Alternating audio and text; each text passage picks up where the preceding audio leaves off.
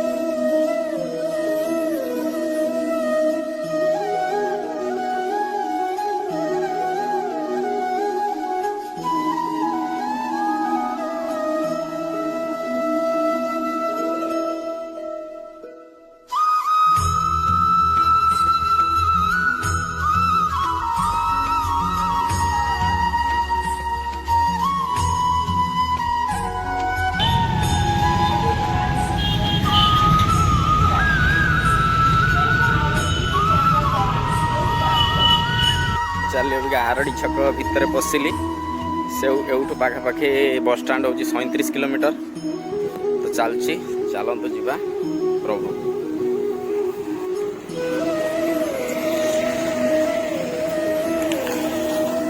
कुरकुरा माँ तारिणी मंदिर ये पार हेली कुरकुरा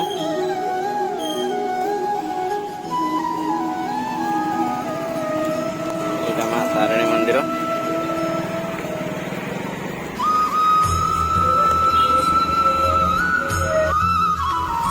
सातभौणी बजार पार हेली एबे जस्ट सातभौणी पार हेली आगु फॉरेस्ट ऑफिस अच्छी आमर सातभौणी फॉरेस्ट ऑफिस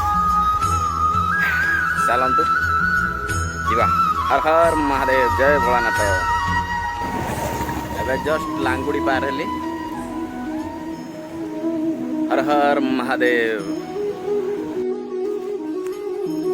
एबे बरुणाई मंदिर पार हेलु एबे सुराली आउ 1 किलोमीटर भितर हम ये बाटे पलि आसलि बाबा कृपार आउ अवशिष्टांश बाट पलि भी जा चली भी जा हर हर महादेव चलते जीवा रास्ता एक्चुअली भाई मैंने जो वर्षा होगी खाल ढीप हो जाए सब गुड़ी गुड़ा उठी ये जावाई भारी असुविधा तभी बाबा का ना नहीं जीवा सब कष्ट सहज हो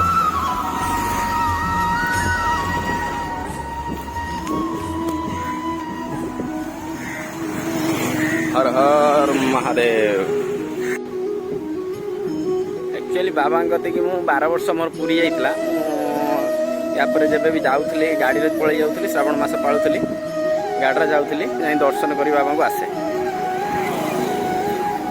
गोटे मानसिक रखी बाबा पाखे से मानसिक जहाँ भोला बाबा द्वारा पूरण होती मानसिक रखी मो मानसिक पूरण हेले मु निश्चित जीवी आउ गोटे वर्ष तो मु जिते कष्ट हो जीवी बाबा पाखु जिते कष्ट हो जीवी बाबा पाखु जाकि पानी ढाल के आस तो से जाऊँ वर्ष मो बाबा कृपा हो मु चली जाए चली पाखु जाए प्रभु को कृपा हो हर हर महादेव।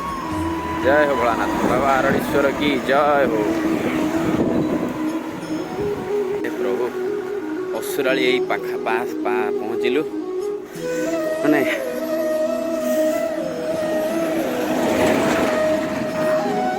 रास्ता बहुत खराब भाई, रास्ता बहुत खराब, गोड़ गुड़ा पूरा बेकार हो जाऊँ, बहुत कष्ट भी हो। प्रभु हर हर महादेव।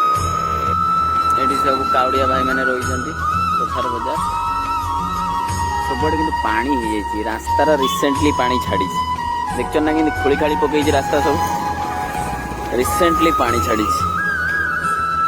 या पूर्व थर माने 2-3 दिन पूर्व पूरा जोरसोर पानी हो जाता टिके प्रशासन करिकी जीवा आरड़ी आउ 20 किलोमीटर रहा। हाँ 20 किलोमीटर रहा आरड़ी लगभग मंदिर पर्यंत 23 किलोमीटर धन्य टाणी जीवा प्रभु को दया आरड़ कोठार बसचु। हर हर महादेव।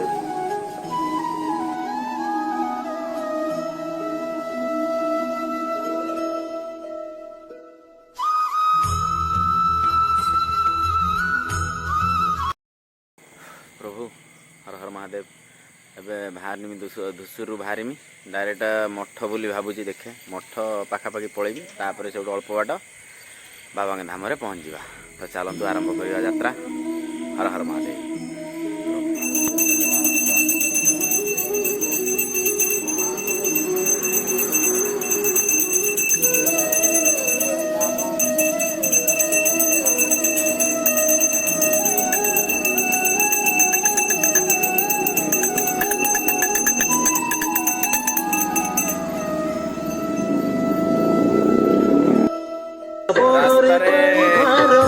कावड़िया भाई मानो टिके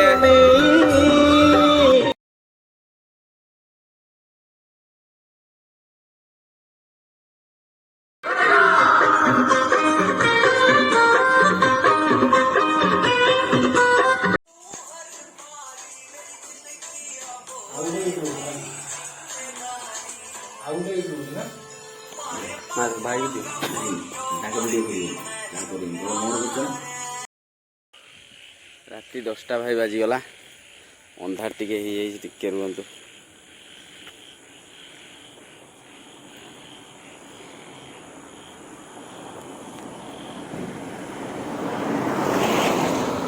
राति 10:30-11 पाखापाखि है चलची बोधे बेतालिया धरी ना एपर्यंत। रास्ता प्रबल खराब। अरे बाबरी रास्ता भाई प्रबल खराब जद्वारा चलने को भारी कष्ट हो।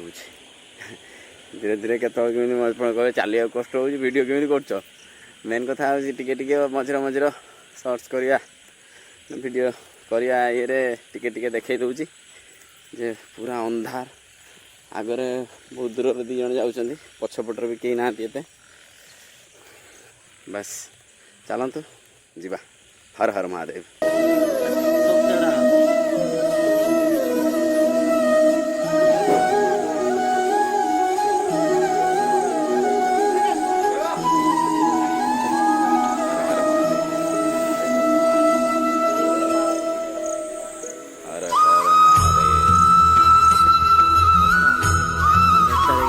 गलु अभी ये टिफिन कलु बेताली गाँव एठू आउ 10 किलोमीटर राति 11:20 कि 11:30 पाखापाखि है। देखिए आउ अध घंटे रेस्ट नहीं बाहर। हर हर महादेव। पार करंतु प्रभु बहुत लोग बस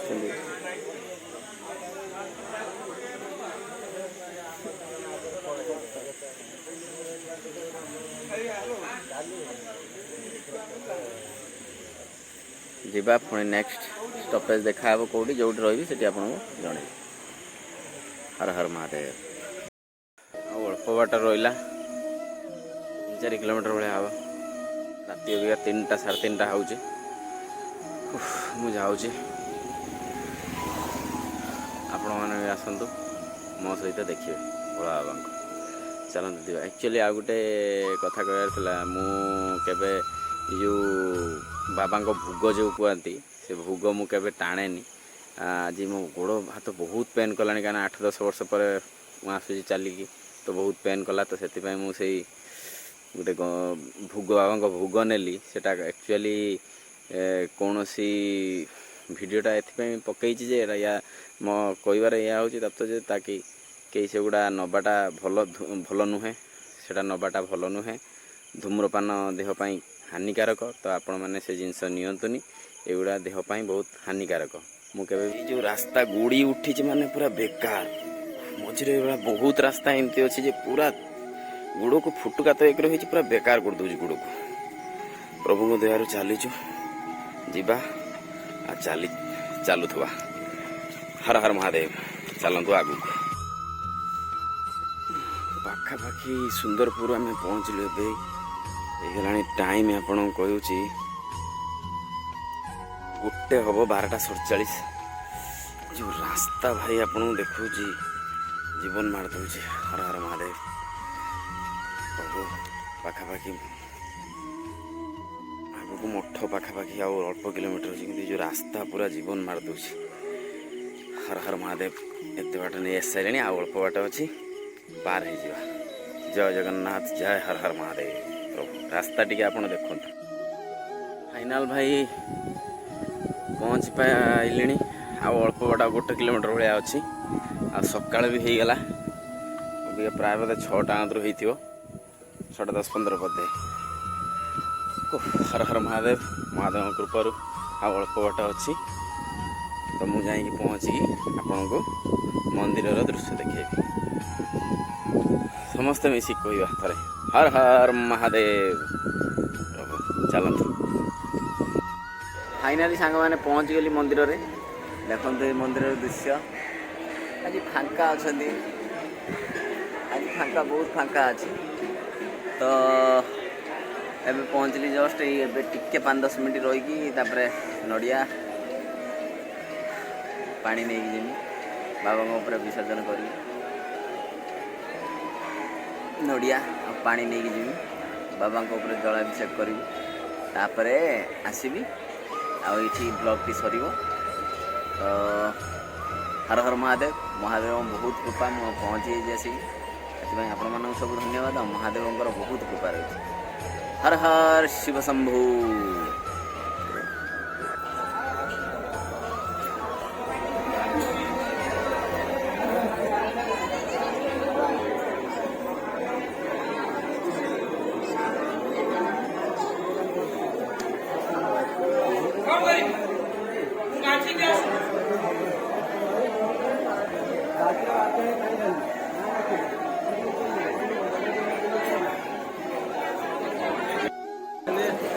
तो फाइनाली मु मंदिर रे बाबा को जलाभिषेक करदेली हर हर महादेव मो यात्रा सफल है तो आपण मानू भी हार्दिक शुभकामना हर हर महादेव।